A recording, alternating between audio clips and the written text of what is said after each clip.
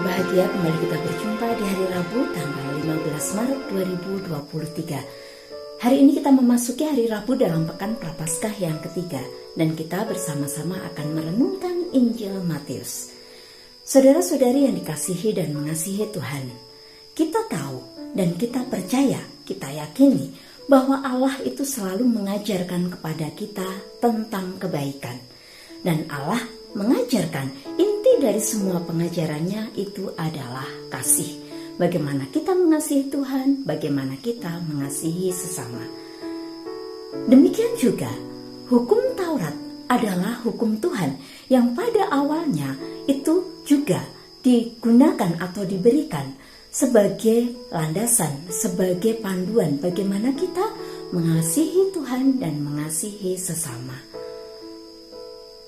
Namun dalam perjalanan waktu, kita tahu bahwa ahli-ahli Taurat dan orang-orang Farisi menerjemahkan hukum Taurat itu dengan detail-detail aturan-aturan yang maksudnya untuk menjabarkan, tetapi justru itu semakin mempersempit dari ajaran Allah sendiri. Bahkan dengan aturan-aturan itu mereka menggunakannya untuk menekan orang-orang agar mereka pun melakukan hukum Taurat itu dengan detail, mengesampingkan ajaran kasih itu sendiri.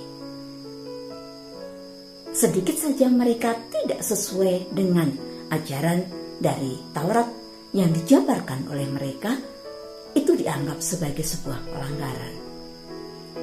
Maka Yesus datang bukan untuk meniadakan hukum Taurat itu, tetapi untuk mengembalikan kepada esensi dari hukum Taurat itu, yaitu kasih. Maka marilah di dalam masa Prapaskah ini kita tidak seperti ahli-ahli Taurat dan orang-orang Farisi menuntut orang lain untuk melakukan kasih, menilai orang lain dengan hukum kasih itu sendiri, tetapi kita sendiri tidak melakukannya.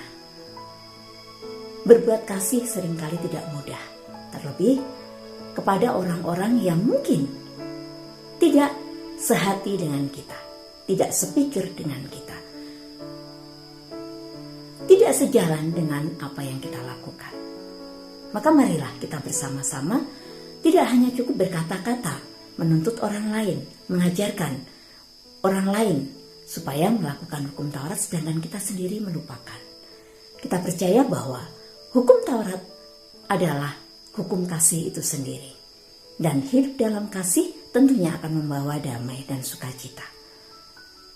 Masa Prapaskah ini menjadi kesempatan yang berharga. Tentunya bukan hal yang mudah untuk hidup di dalam kasih sepenuhnya.